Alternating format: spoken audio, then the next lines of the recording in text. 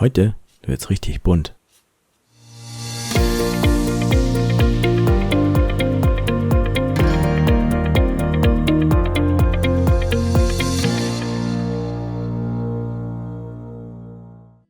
Hallo meine Lieben. Heute werden wir dieses hintergrundbeleuchtete Minecraft-Schwert bauen. Für das Schwert brauchen wir ein 6 mm starkes Brett und als Abstandshalter für das LED-Band brauchen wir ein 18 mm Brett. Von dem LED-Band brauchen wir ca. 1 Meter und dieses benötigt 12 Volt und 4,8 Watt pro Meter.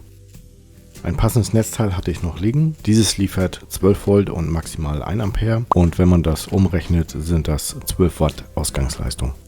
Das Netzteil sollte ruhig etwas mehr Leistung liefern, als benötigt wird, damit es im Dauerbetrieb nicht allzu warm wird. Der Verbraucher bestimmt immer, wie viel Leistung abgegriffen wird, also wird in diesem Fall auch nur 4,8 Watt aus dem Netzteil gezogen. Ursprünglich wollte ich euch die Textur zum Runterladen anbieten. Der Plan war, die Textur dann einfach aufzukleben und überzulackieren. Das hat aber leider nicht so funktioniert. Also Plan B, anzeichnen und ausmalen. Klingt komisch, ist aber so. Also habe ich zunächst alles ausgeschnitten und nachgezeichnet. Das könnt ihr dann mit der runtergeladenen Textur natürlich genauso machen. Hier solltet ihr aber dann wieder Blu-Tape unterkleben. Sonst quält man sich nachher so.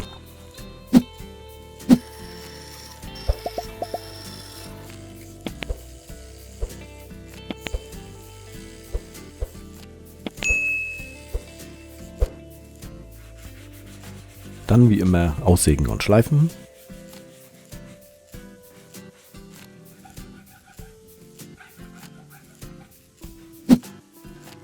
Für den Abstandshalter gibt es auch einen Plan zum Aufkleben. Alles findet ihr wie immer kostenfrei auf meiner Webseite. Problem am Plan A war, dass der Klarlack den Kleber wieder aufgelöst hat. Habt ihr sowas auch schon mal probiert? Falls ihr eine Möglichkeit kennt, wie das doch funktionieren könnte, dann schreibt es mir unbedingt in den Kommentaren. Dann wie immer aussägen und schleifen.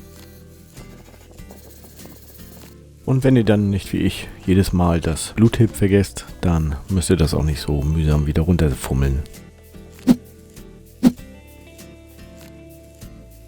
Den LED-Streifen habe ich dann Stück für Stück aufgeklebt und sofort mit Tackernadeln fixiert. Auf dem blanken Holz hält das sonst keine 2 Minuten. Wenn dann bis hier alles geklappt hat, sollte das Ganze ungefähr so aussehen. Jetzt können die Beinteile verleimt werden. Im Plan findet ihr keine Markierung für das Leimen. Ich habe das nach Augenmaß mittig platziert. Wenn der Leim dann getrocknet ist, kommt eine Schicht Öl drauf. Jedoch nur an den Unterseiten. Die Oberseite und die Schnittkanten des dünnen Brettes bekommen kein Öl, da hier die Farbe drauf kommt. Das Schwert soll ein Geschenk werden und mit dem Namen versehen sein. Den Namen habe ich dafür in 3D designt und ausgedruckt. Als nächstes habe ich das Raster aufgezeichnet.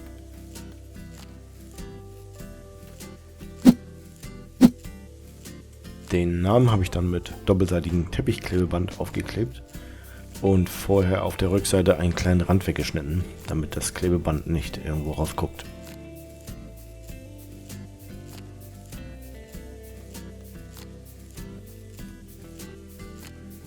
Für die Textur brauchen wir nun 5 Blau- bzw. Grüntöne und 4 Brauntöne. Nun könnte man natürlich loslaufen und sich die ganzen einzelnen Farbtöne kaufen, aber es geht auch günstiger. Alles was wir an Farben brauchen sind Weiß, Gelb, Rot und Blau. Dann brauchen wir eine Mischpalette, einen Spachtel und einen Pinsel. In diese großen Farbtöpfe gehen wir ausschließlich mit sauberen Spachtel rein.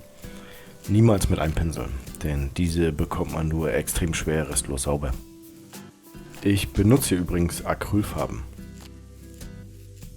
Als erstes mischen wir die Grüntöne. Dafür brauchen wir Blau, Gelb und Weiß. Das Grün habe ich jetzt mit dem Pinsel gemischt. Fragt mich bitte nicht warum. Nachher beim Braun nehme ich wieder den Spachtel.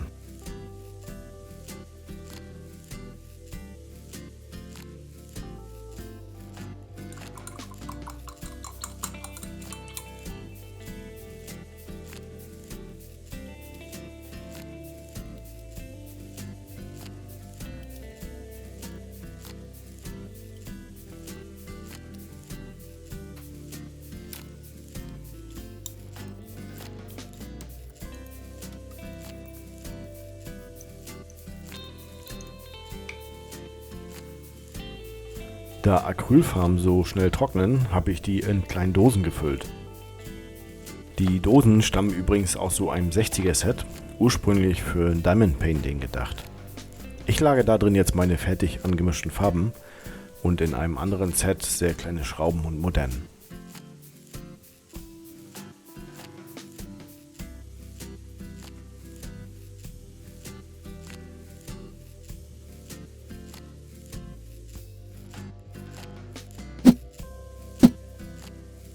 Für den nächst dunkleren Grünton mische ich nun etwas Blau rein.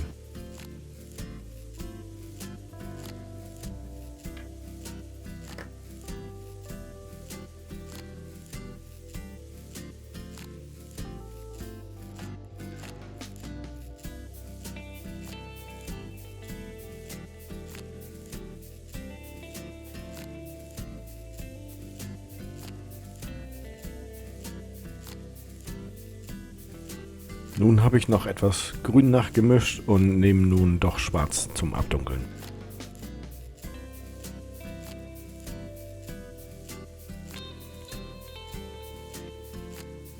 Nach dieser ungeplanten Malaktion habe ich wieder richtig Lust aufs Malen bekommen und direkt im Anschluss ein Ölgemälde gemalt. Für das Bild bauen wir übrigens in einem der nächsten Videos einen schönen Bilderrahmen.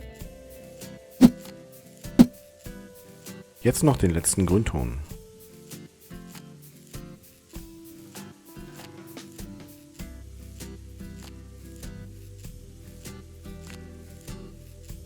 Für das Braun mischen wir Rot, Blau und Gelb zu gleichen Teilen.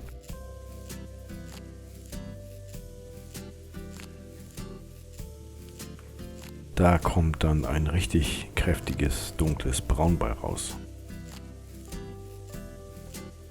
Dann brauchen wir noch 3 weitere hellere Töne.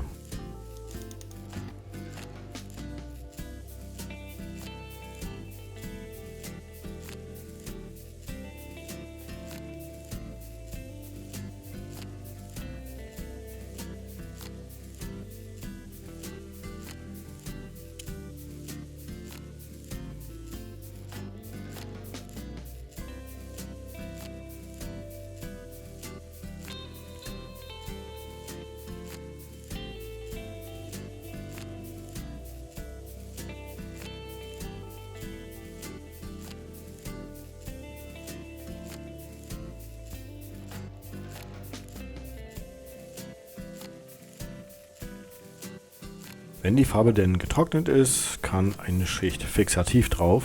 Das ist ein spezieller Schutzfilm für Zeichnungen und Gemälde. Das war's dann auch schon wieder mit diesem Video. Alle benutzten Materialien verlinke ich euch in der Videobeschreibung.